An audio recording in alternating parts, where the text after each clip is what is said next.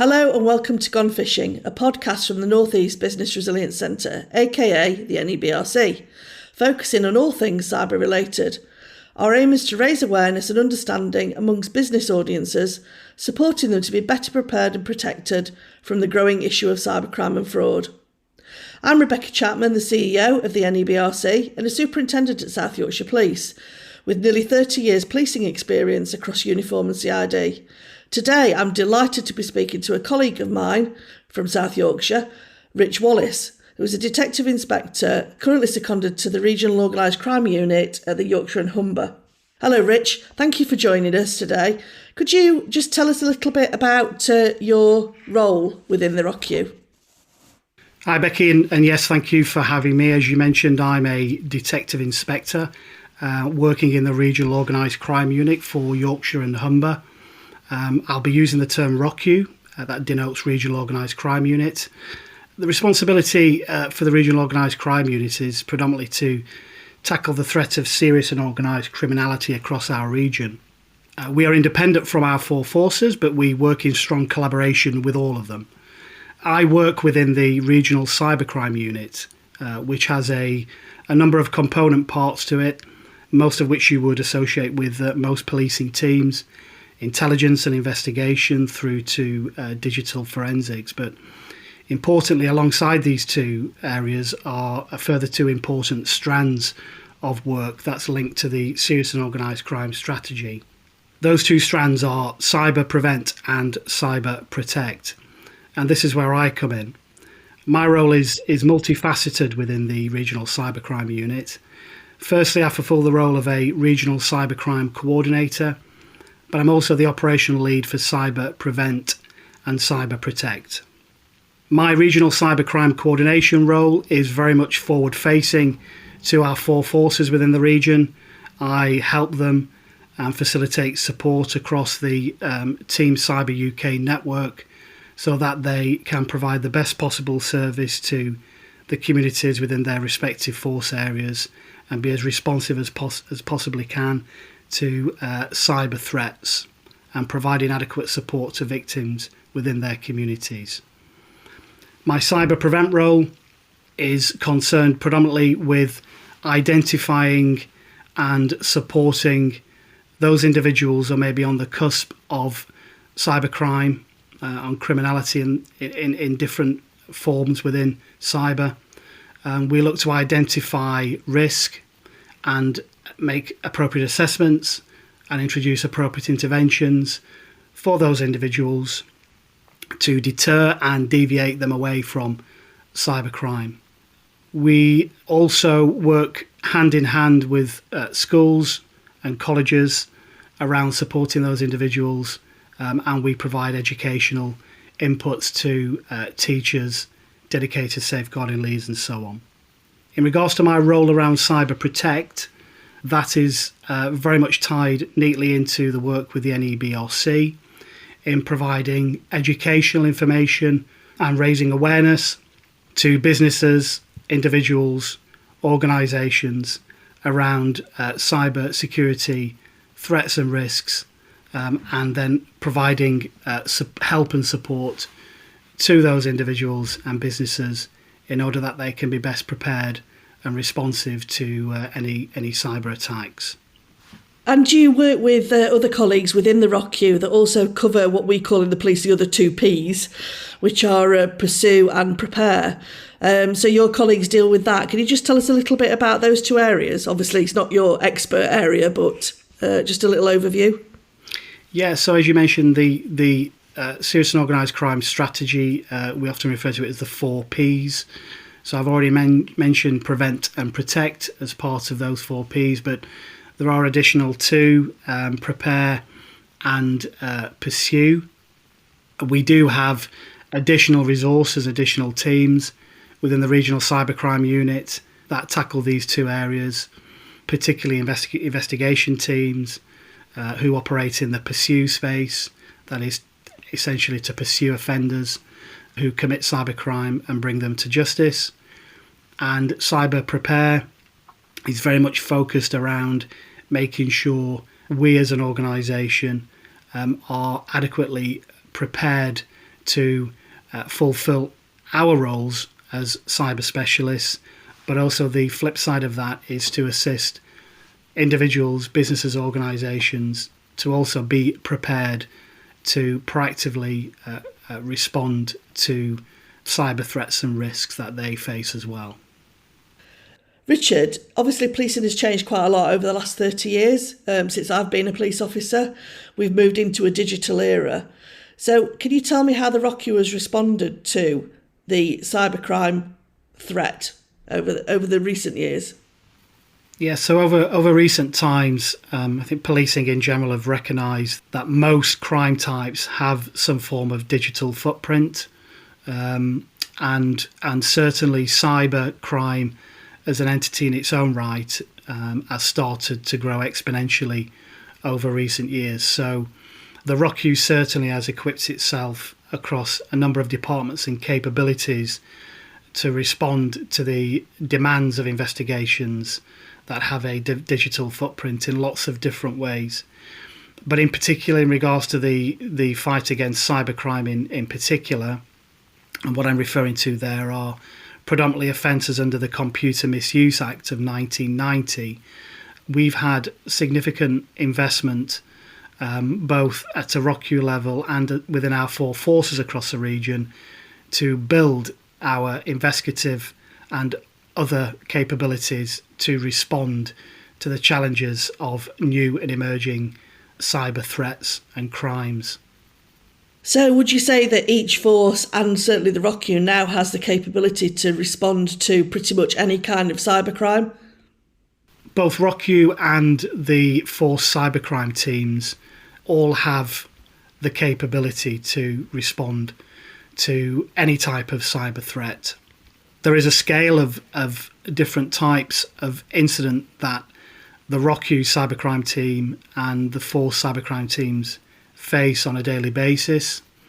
There is a well-defined and well-coordinated process of ensuring that different types of cybercrime are allocated to the most appropriate team, the most appropriate resources to best tackle that cybercrime, and to ensure that not any one team is overwhelmed with work in that regard. So each cyber investigator, for example, is trained in core skills around investigating cybercrime, and also have enhanced training around the threat of crime across cryptocurrency, for example, and other types of cybercrime.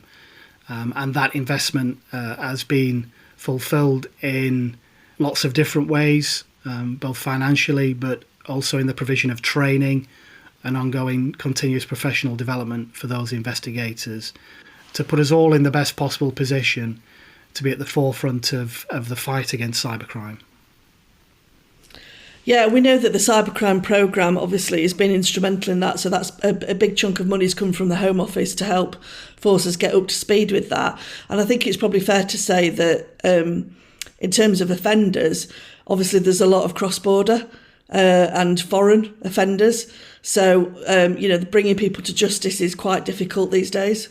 It certainly is, but I've mentioned two teams so far, or two components, should I say, in a much wider network of agencies and law enforcement partners and non-law enforcement partners within the team cyber network.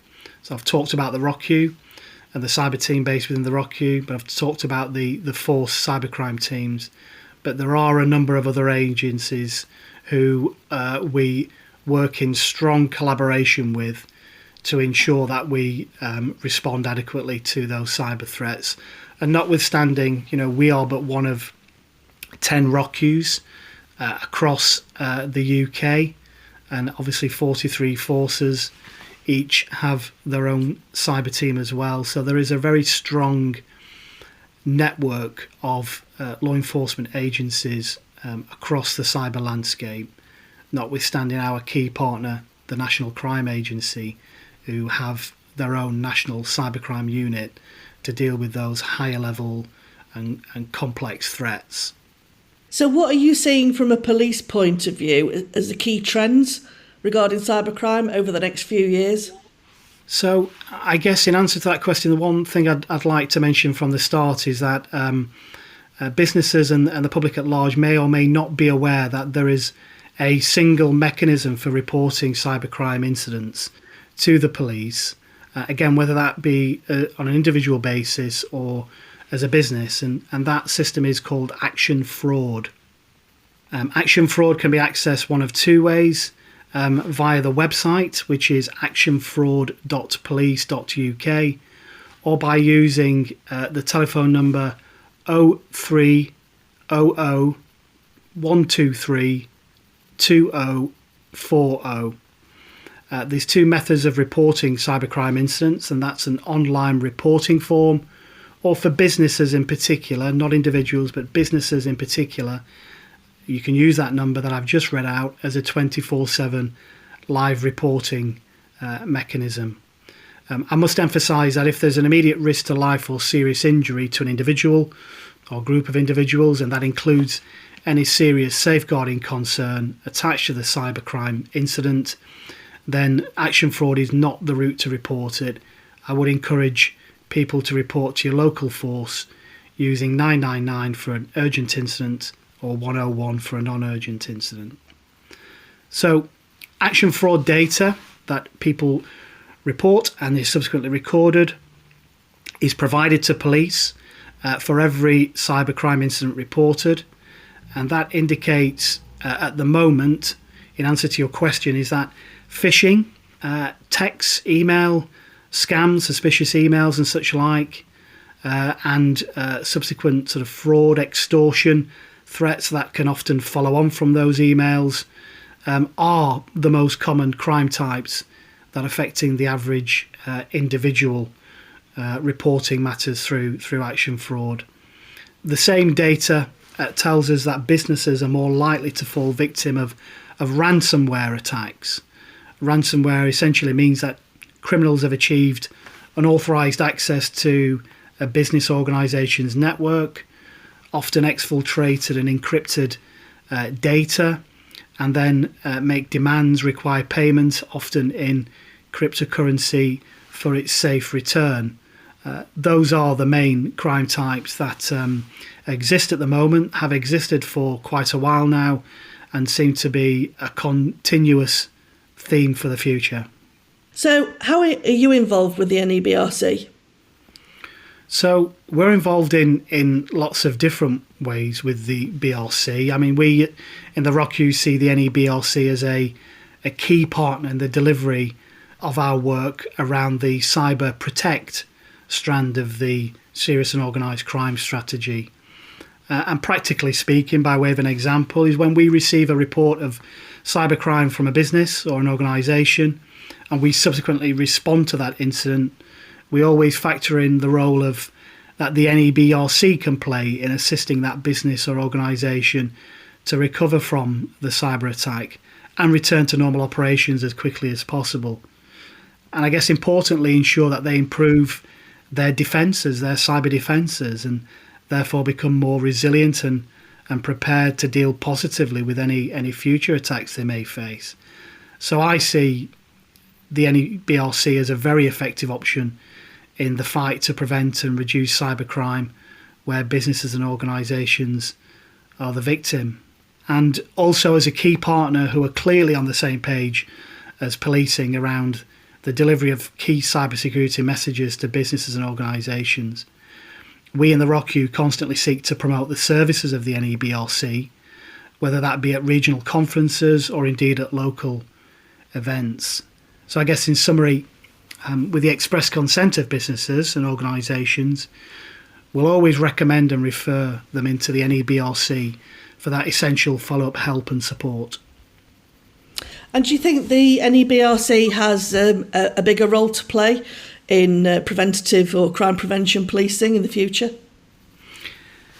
Yeah, 100%. I think the NEBRC is something that policing has been crying out for some time as a key partner to assist in that crime prevention piece across cyber. And I think going forward, the NEBRC's fundamentals of advising educating, supporting businesses, charities, clubs and schools around cyber threats, emphasising the importance and the need for businesses to protect themselves and access a range of support options through your trusted partner network is 100% the way forward. And for me, the more awareness that is raised around such things as secure passwords, patching, that is applying sort of updates to devices and softwares, secure storage and backup of data, and in particular vigilance around phishing emails. The more businesses are better educated around these themes, the more secure their systems and data will be, and the less likely they'll fall victim to a cyber attack. So, Richard, we often hear of small businesses that don't want to report a cybercrime to the police for whatever reason, whether it's publicity or fear of the system. What can you do? What can you say to reassure people that it's the right thing to do to report? Well, I think first and foremost, I think we're here to help and support. I think that's a key message I want to get out there. You know, we're not going to, in any way, shape or form, dictate what a business and organisation shouldn't do on the back of a cyber attack. So I think by way of a starter for 10, I want to give that reassurance. We're not there to lecture. We're there to work alongside and support. And what I would say is have confidence in police and your force cyber team, or indeed the ROCU Regional Cybercrime Unit, to provide the right type of advice and the right type of support to assist you in getting your business back up and running, getting your devices, your networks, your systems secure as best they can be, and also to access, partners, both law enforcement and otherwise, who can provide a high level of expertise and support to assist you in that regard also. And have confidence that the action fraud single online reporting mechanism can work and will work. And there's been some fine examples of that working very effectively over the last 12 months. That's great. Thanks, Richard. Thanks so much for joining us on our first podcast series. It's been really informative. Where can people get further information on some of the issues that you've mentioned today? People can go to one of two places in particular. The National Cyber Security Centre, which is an online resource, provides lots of information around cyber security threats and risks and provides a lot of really sound advice. So I would direct people there first and foremost. And certainly, please do have a look at the Action Fraud website, which has a wealth of information also around how to protect yourself against cyber threats and risks, but more importantly, how to access help and how to report incidents of cybercrime.